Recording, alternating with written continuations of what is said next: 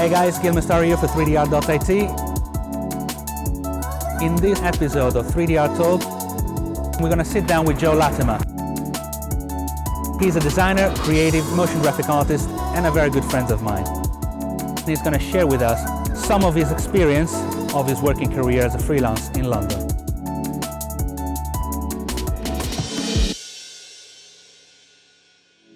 All right, Joe, thanks for joining us here. Well, thanks for having me. Well, you're always welcome. So guys, this is Joe Lattimer. He's working as a freelance for the past Probably about 3 years now. 3 years. 4 years, yeah. Yeah, but more than 6 years in the industry, right? Oh yeah. But I was at full-time somewhere else. So. Well, would you like to start introducing yourself and tell us about our friends over there? How do you started in the industry? Yeah, sure. Basically, I started as first of all like doing graphic design and so on that, and then I realised that wasn't really for me at that period of time. So I ended up, because as a younger kid, I was really always into like animation. So I ended up doing a course called Animation Mentor, which is more like animation-wise and character design. And then shortly after that, I ended up doing a year contract at a place called Ragdoll Productions, which they ended up creating In the Night Garden, Teletubbies and so like that. So that's up in Stratford-upon-Avon. So I ended up working on a kids series called The Adventures of Dabney and Till. And then shortly after that, for working in it as more of a character animator, I realised that I didn't really like in the massive sort of, even though it's a small studio, the production-wise. And I always thought I always want to go back to more motion graphics animation. So I ended up doing a lot of the sort of whole job-wise. So I ended up starting as a junior designer at a place called CSC Media, which then only did a few like channels like for broadcasting. So that was more like for music channels, kids channels, and movies. So it ended up like a small team of us was 4, but we ended up having to get the reins of like the whole project to ourselves most of the time. So that's where I ended up learning most of my Cinema 4D. Before that job, I didn't know Cinema 4D at all. So it's that sort of kind of thing where you just end up learning on the job. Old school stuff, basically. Yeah. Literally. I remember going in for a test for animation, and it's between either Cinema 4D and After Effects. On that day, I ended up learning After Effects wise, and then it ended up being Cinema 4D. But for me, I've always ended up sort of, when I'm coming up with ideas and stuff quickly, I end up sort of drawing them down, and I end up like thinking of lots of ideas, and I think that's the end of the sort of test. Even though my Cinema 4G's for the skills were a bit rubbish then, I think the sort of ideas behind it, that's what they hired me from, and then I just ended up learning on the job. So I've ended up being there for like 2.5 years and sort of worked myself up, and then they ended up getting brought up by Sony. So we ended up moving into Sony building in more central in Golden Square, and then from then I ended up getting sort of made redundant. But that was a good thing, because that sort of made me make the leap into sort of freelance work. So that's where I sort of came from. And let's say, I know that what blew me away was the fact that basically you did the whole rebranding of the Vault by yourself. Yeah, well, again, that's more of a like sort of team thing, but we sort of all done our own little mini pitch in the company, so there's 4 of us. But ended up like sort of the idea I was sort of thinking, we ended up going with that. And then we sort of, because we was all in between different jobs, I ended up doing majority of it, and then people used to jump on, and then it all came into more of a sort of like joint team. But you were constantly on the team while you were doing the job, so basically, yeah, you held most of the design. Yeah, and everybody's chipped in there in different bits and stuff, and we tried to keep it consistent. Because that's always been my bugger on the motion graphics project. Why dinosaurs and plastic pizza? Okay. Yeah, so basically for that, with the Bolt, because the whole channel it's more about like 90s pop. Yeah. And sort of like very sort of plasticky, sort of manufactured. And then even though it's cliche, we're thinking like, say, like Andy Warhol, and it's very sort of like bright colours. It's basically like they mould the band into a certain thing, and that's how it goes. So that's why we thought, okay, bright colours, plasticky, and then all like food-wise, it's just throwaway, and you eat it and stuff. That's the whole idea behind it. Because about like the consumerism of the 90s and the 80s. Yeah. And all the direction, did you just got it straight away, or?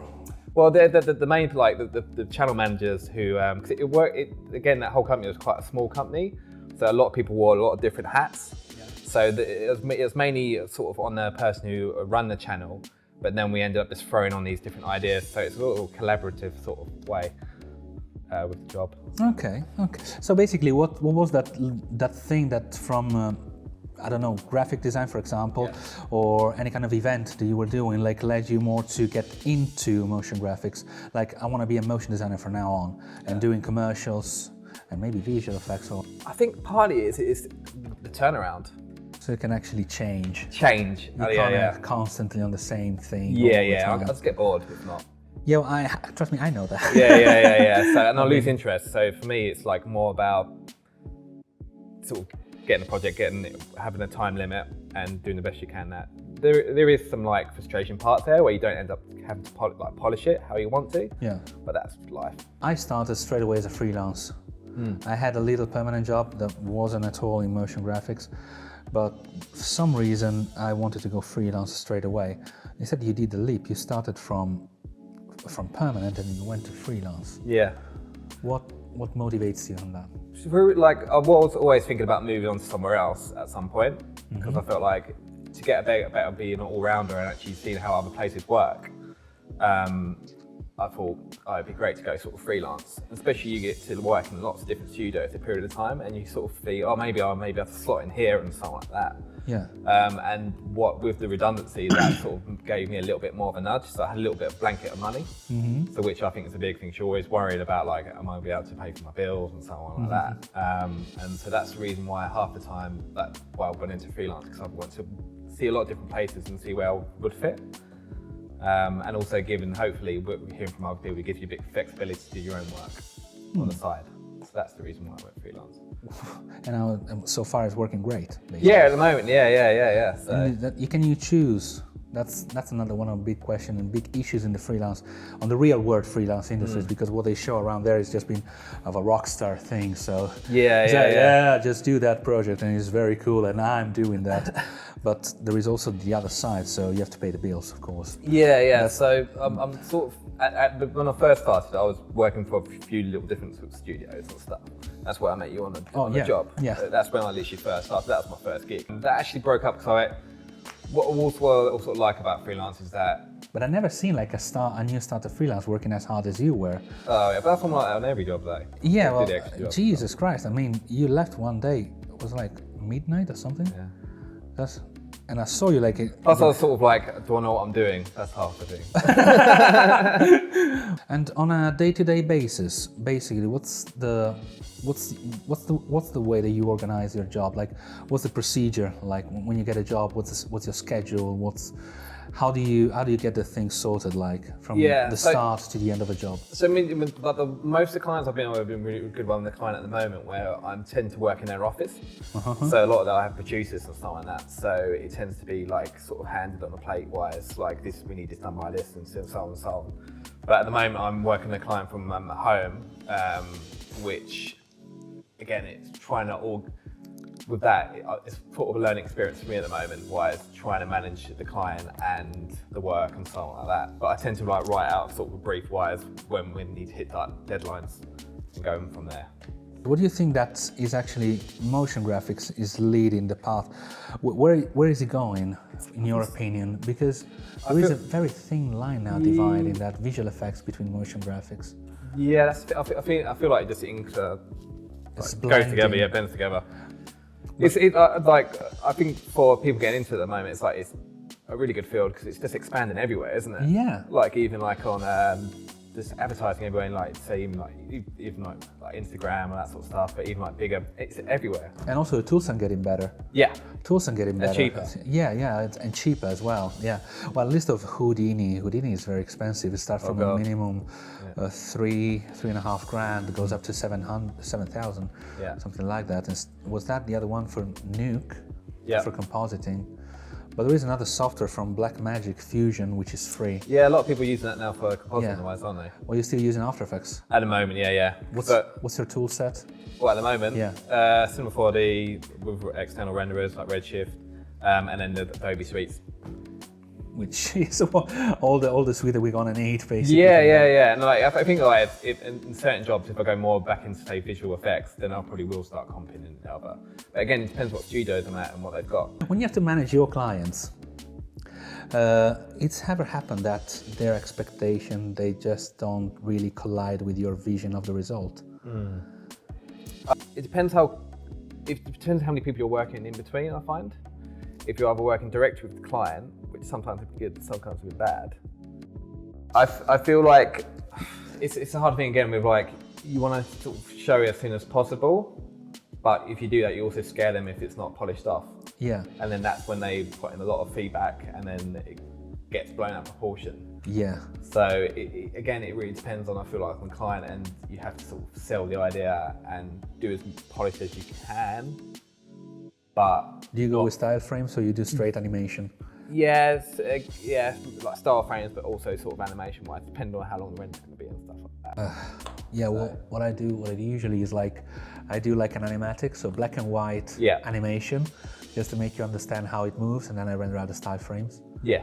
So you don't have to do like a polished job. Yeah. You can Photoshop it out and you can do a few changes on the frame. Yeah, I think the basic thing would be like style frame and show this is what it's going to look like final wise, and then literally just do a rough sort of animation wise. In the end, I feel like you've got to do, unless it's a certain thing you're really hard on it, you've got to do what the client wants. Because at the end of the day you have to, otherwise you won't get away with it. Yeah.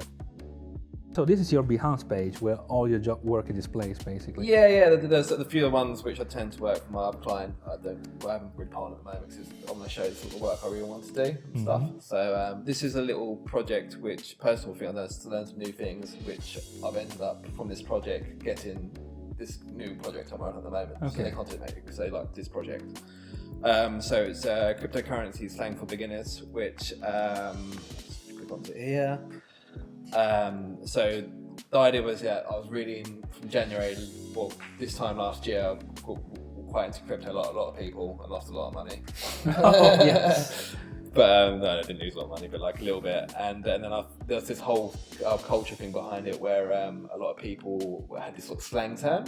And I thought it was quite funny to make a little sort of quick animations of these different slang terms of my own thing. So I thought at night time I could come home from work and be like, hey, let's learn some new things, but put it into a project, which is a short thing, so you could easily do a short burst of it.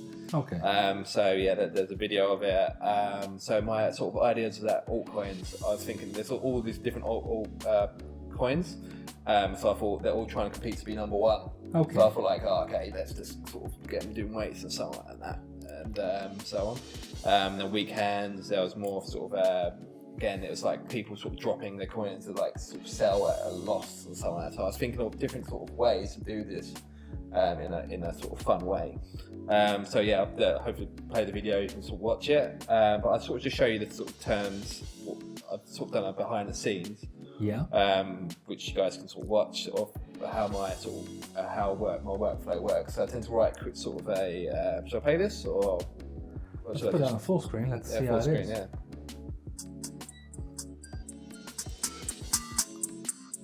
So I tend to do like quick sketches, thinking of different ideas how to do it, sort of rough it out, really rough wise, and then I start sort of write little notes and stuff like that. Again, I said. And inspiration-wise, I look around and say what kind of style I want, color-wise, and then I move to After Effects and body. I create, rig them up, and then start sort of playing out the colors. And stuff. Do you use Redshift for this one? Yeah, so this first one I actually use Redshift. So again, there's a few things probably doesn't look great on it. I've got a lot better since then. And then I tend to get my mate Paul, who does all the audio for it. Again, it's like no budget at all.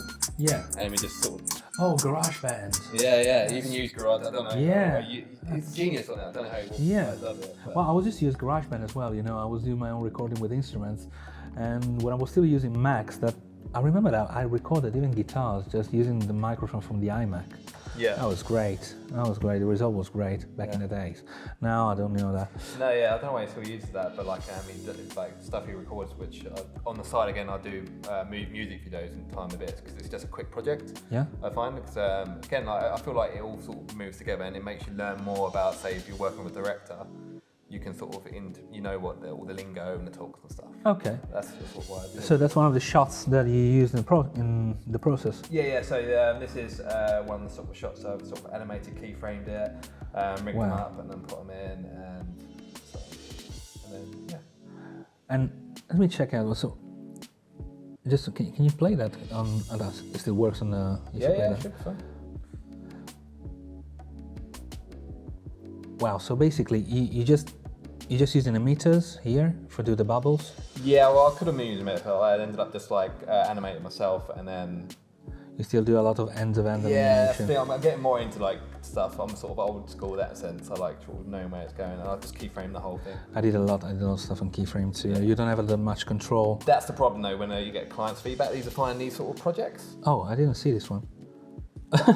You use the fracture tool here. Yeah, fracture tool and the broke toys and stuff. When you have to bake it, like you use a lot of you used to bake this kind of dynamics when you have to replay them. Yeah, so I bake it, tend to like how I want it, and then literally bake it out, and then just keep it original if I need to tweak it and so on. But you for this project, for example, for this shot, you just use the standard materials and the standard rendering without Cinema 4D, or you use the physical one? No, I use Redshift for this. Redshift for this. Yeah. All right, So and it works pretty well. Yeah. So far. The thing about like Redshift is just so quick at the moment, render-wise, and you can really get something out and the style frames and stuff. So. What do you think about Octane render? I've only touched the surface of that, so it's all new to me. I started using it, but then I felt like a lot of the industry were talking about Redshift a lot more, so I thought like, if I'm going to learn one, learn that. But that's kind of the thing, that at least I was used to use I used Cinema 4D for a long time. Like I was a purist on that. And do you remember that the first time that I showed you that shot for that job you passed me over, the one for the blade thing when we met the first time? Oh yeah. And I used just Cinema 4D for do that render. Yeah. And I don't know why I started using Octane. I was blown away by the speed, but then when I saw Redshift, like the difference between biased render and unbiased render, like the result is almost the same, but if you are an unbiased or biased, I don't know which one of the two, but basically Redshift is non-physical, allows you to cheat, but you get a photographic result at the end.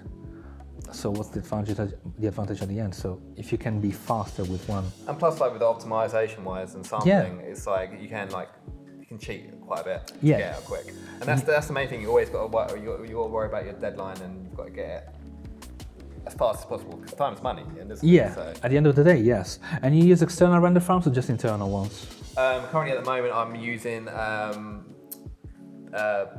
just my own computer rendering, but I haven't had a massive job yet where I've had to send it out.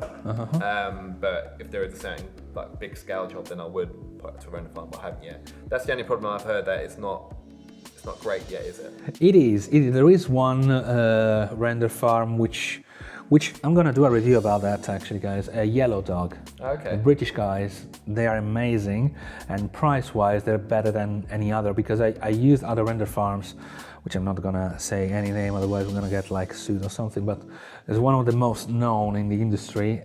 Used that for one of the last jobs that I did, and seriously, the shot that I sent was great, and they came back to me with a completely effed up job. That's my only concern, where sometimes we have sent it out, it always come back either a text hasn't been assigned or something like that, and it rendered out, and you've had to pay for it. Yeah, that's the thing. So, instead Yellow Dog, if they don't achieve the result, they re-render that for you. Oh, that's amazing.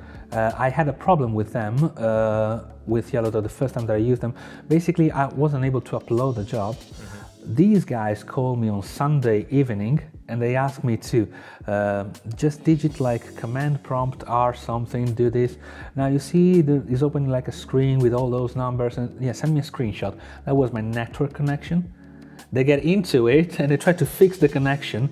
That was actually my line having issues with them. Oh, really? Yeah. So, because you're using this company, so it's discontinuous. Because due to the large amount of downloads and uploads that you do, they think that you are downloading torrent or stuff. So they're blocking your... Okay. So how do we get rid of it? We do the stuff. And actually, they digged around it.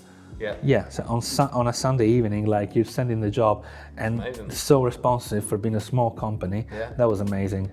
There's a pity they're not upgraded yet to R20 yet, but they're going to be not all of them are. So that's about it. Thank you very much for your sharing your experience.